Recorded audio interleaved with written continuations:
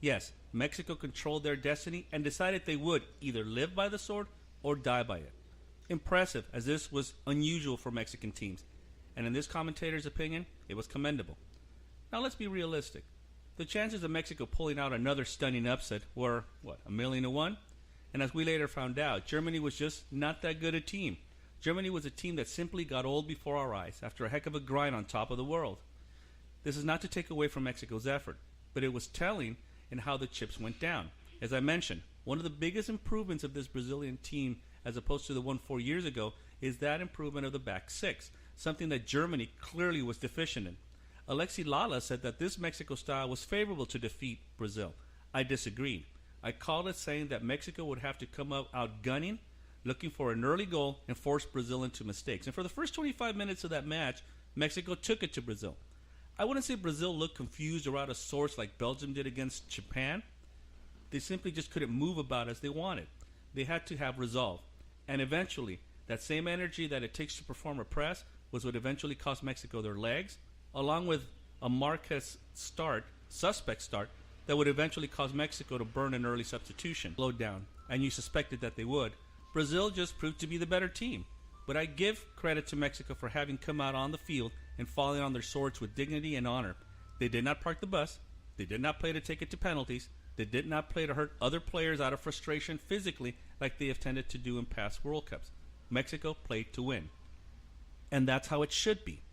Now, I bring this up because in the aftermath of the game, there was a sea of critics that came out of the woodworks, and all of a sudden, the support that Mexico had enjoyed from its supporters became a rainstorm of disgust. And as Sebastian Salazar of ESPN FC said, that this was due to his angst coming out from 28 years of not having to advance past this round for Mexico. He was critical, very critical, of the Mexican Soccer Federation and what he saw as deep-rooted problems that have prevented Mexico talent to flourish the world over. He was also very critical of the theatrics of Neymar and some of the other Brazilian players as well. And in the only display of sour grapes that I heard from Osorio, the Mexican manager was also critical of Neymar. However, Neymar falling on the floor was not why Mexico lost. Going back to Sebastian Salazar's comment, I agree that there is a lot of corruption and deep-rooted problems in Mexican soccer. But this is also an issue in Guatemala, El Salvador, Honduras, etc. It's not an issue unique to Mexico. The difference is that unlike these other CONCACAF countries, Mexico does get most of its support from its federation when it comes to the national team, and not to mention the massive amount of support from its fans. Part of the argument was that the Mexican league teams seem to hold on to their players as opposed to exporting them to in an effort to draw more fans into their own stadiums than as opposed to them getting experience elsewhere, exposing them to better leagues or better tournaments. I would say that his points may be valid to a certain degree. However, in context to this particular match, I think he pointed it out when he said that as a Mexican fan, his expectations were higher. And therein lies the problem, as it pertains to this Mexican team and their World Cup run. It's easy to see why his expectations are higher. A very unimpressive team comes in and defeats the reigning world champs, and all of a sudden, everything is possible. The sky is the limit. Easy to get caught up in the euphoria that a victory like that can do for a team that was so criticized and given such a low bar before the tournament. But soccer is cruel, and it's a very cruel sport, and Cinderella runs are not what makes one's fortunes in this tournament. Take in point that this is the only reason that teams like Brazil, Germany, Italy, Uruguay, France, Spain, and England are the only teams to have ever won this tournament. There are reasons why these teams, particularly Brazil and Germany, are picked to win tournament after tournament after tournament. It is a tradition these countries have built and earned over time. It is the history and the many battles that these teams have fought over, and the investments that these countries have also made in their homegrown talent. But all these countries had to start somewhere to get to where they are. And in that, it's why Mexico should be applauded and not be slammed like they were in the aftermath of this exit. Yes, it may be angst, frustration, call it what you will. But even in defeat, this team took a step forward. They did not resort to their old ways like they did when they were dominating the Netherlands team in 2014. After scoring a goal, they decided to just park the bus and allow the Dutch team to slam them shot after shot for over 40 minutes. No. This team, though slowly dominated, kept coming. And that's new. That should excite. It should be supported, because if that's the new mentality, then you have something to work towards to. I commend this from Osorio.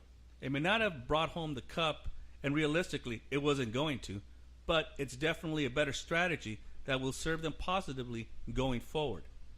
It'll take time, and they will suffer some frustrating defeats, but it will no longer be because they're afraid to lose, like the United States has been playing like lately, but because they dare to win.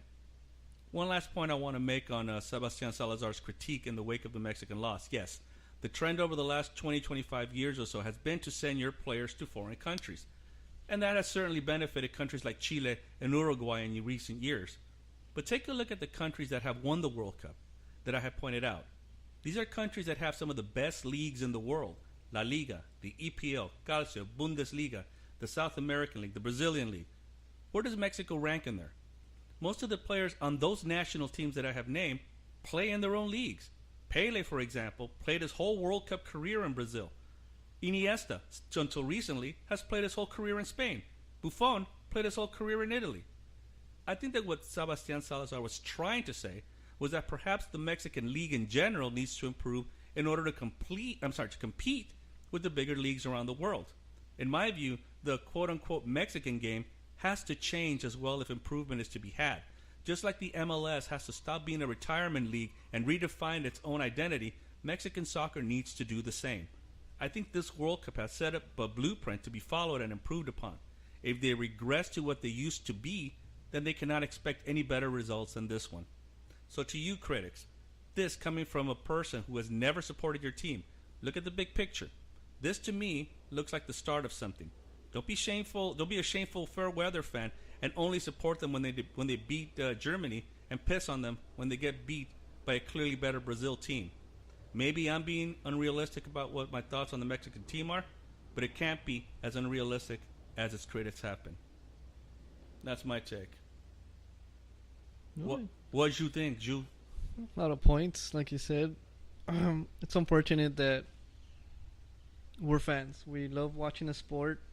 Unfortunately, it's evolved to what we're watching now. Right. It's everybody's critical about it. Everybody has a voice like us. We're trying to make a voice to maybe some people want to hear it or don't want to hear it, but I've heard it throughout my life. We're Central Americans. Right. Everything revolves around Mexico. The channels here. Right. We live in a state that was Mexican. Right. That was taken over by the United States and Surrendered. surrender. Okay.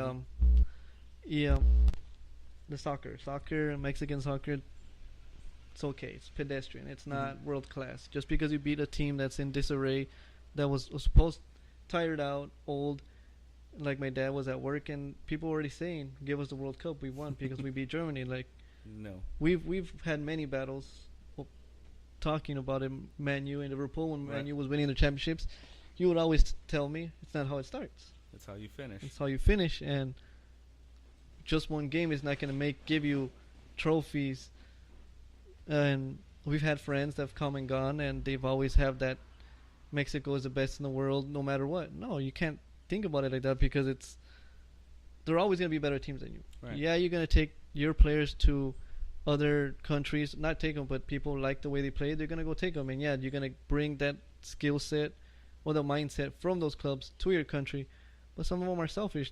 Half of the Mexican team, they're out there clubbing before a game, clubbing before you take off to Russia. What kind of professional is that? This is true. To the bigger point is again again, I don't know Sebastian Salazar. I kind of enjoyed his critiquing, during the span of ESPN. He visibly looked pretty pissed off at the end of the Brazil-Mexico game. But I think the bigger point is the big picture. Did you see improvements in the squad? Did you see a different mindset? Did you see a different idea of how to approach it than the usual Mexican game?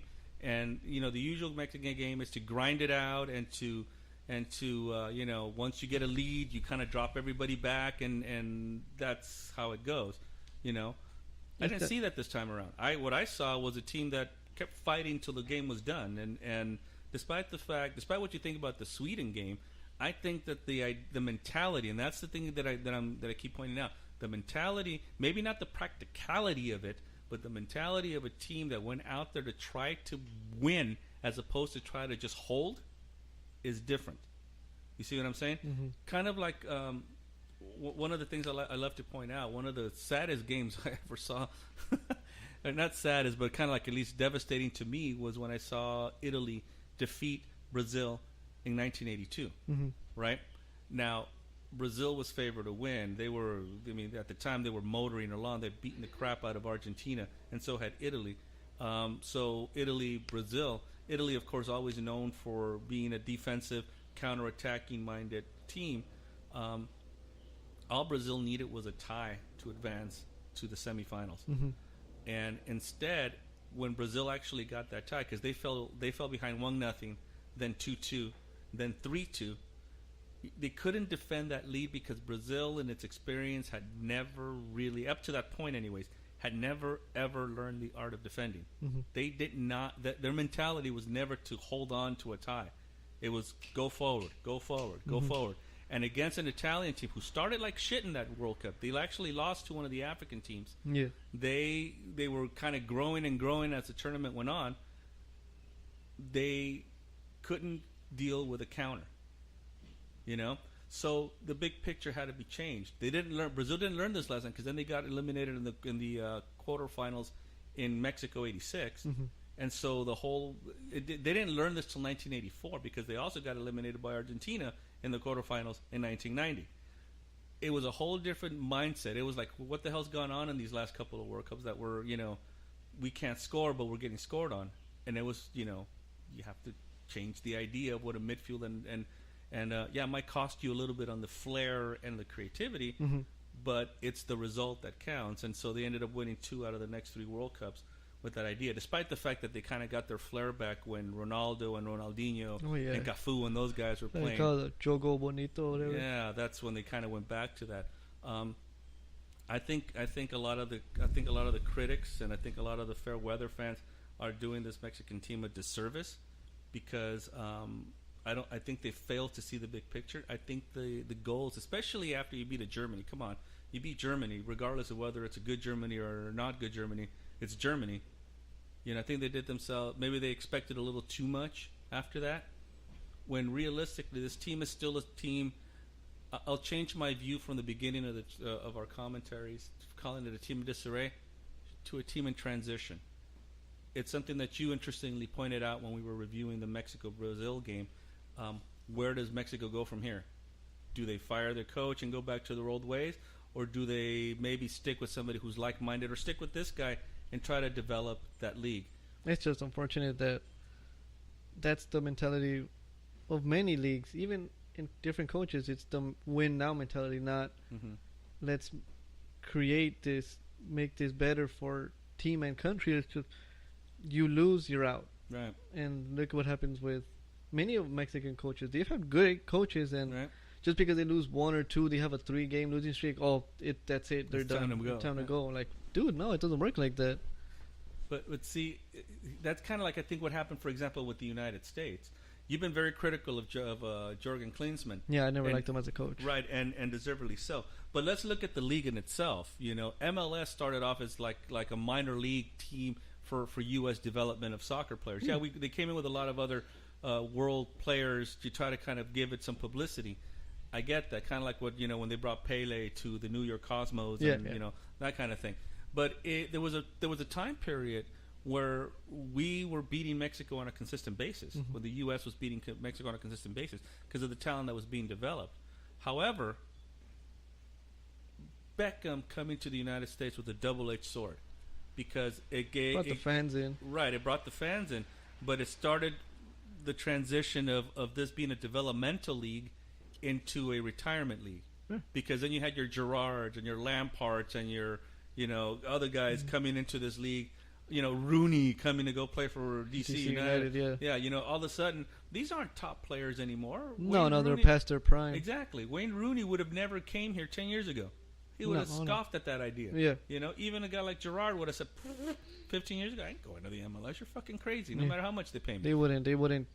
Top tier players, sadly, wouldn't come down here with the infancy of the league. It's 15, 20 years old. Exactly. So, but what I think that and that's what's kind of costing the U.S. right now in its development of young talent and to get themselves a good national team. I think the same thing has happened in Mexico for years. The reason why they don't get past what they call el cuarto